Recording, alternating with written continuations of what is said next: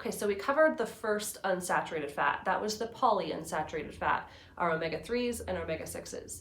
The other unsaturated fat is the monounsaturated fat.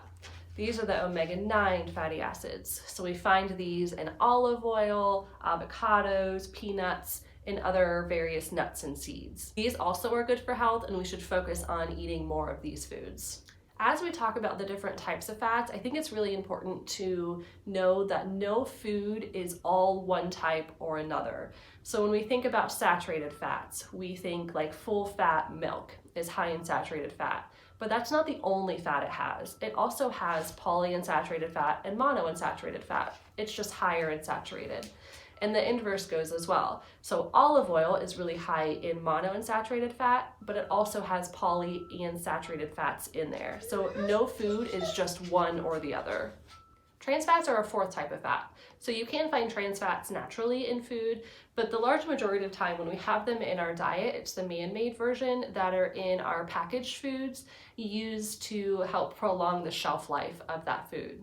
So we see these trans fats a lot in convenience foods like frozen pizza, margarine, coffee creamer, and refrigerator dough. The man-made version of trans fat basically takes an oil, an unsaturated fat, and hydrogenates it so then it's solid at room temperature instead of liquid. And then food companies will use this hydrogenated trans fat in the food to help increase its shelf life. But trans fats are known to be kind of the most harmful fats because they're going to increase your risk of cardiovascular disease the most. They decrease your good cholesterol and increase your bad cholesterol. So again, the cholesterol levels, it's another huge can of worms, just like cardiovascular disease, so we'll save that for another video. But know that trans fats are the most harmful type of fats, so we want to try to limit those as much as possible. And unfortunately, trying to limit trans fats can sometimes be a little bit confusing. So a company is only required to put trans fats on the food label if there's more than half of a gram of trans fat per serving.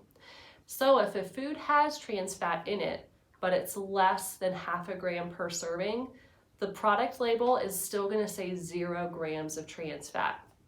So it's not most reliable to look at the nutrition facts label. We have to look at the ingredients. So anytime on the ingredient list that you see a partially hydrogenated oil, that means that the food product has trans fat, even if the food nutrition facts label says 0 next to trans fat. So I want to talk briefly about dietary cholesterol because it's linked so much to fat, and there's still a lot of really confusing messages about dietary cholesterol out there.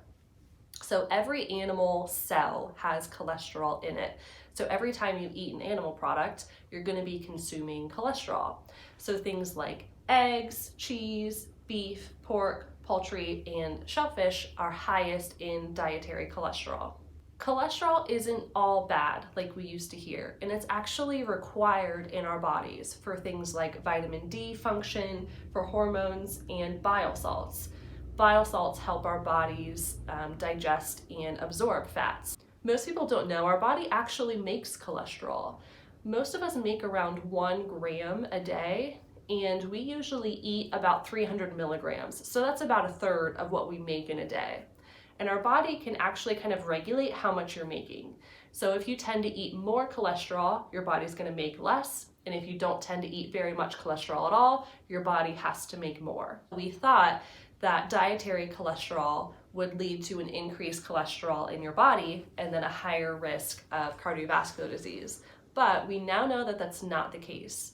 For the large majority of people, the cholesterol that you eat from food is going to have no effect on your blood cholesterol. However, there is a small percentage of the population that are what are considered hyper-responders. So when you eat high cholesterol foods, your blood cholesterol does increase. But that's a small percentage of the population, so most people don't have to worry about limiting their dietary cholesterol. So there used to be a 300 milligram per day limit on dietary cholesterol in our dietary guidelines. But in 2015, the Health and Human Services and the USDA dietary guidelines actually removed that limit. So in the dietary guidelines, we don't even have that 300 milligram a day limit anymore because most people don't have to worry about getting too much dietary cholesterol in their diet. So eggs are good. Egg yolks are full of amazing nutrition, so have egg yolks.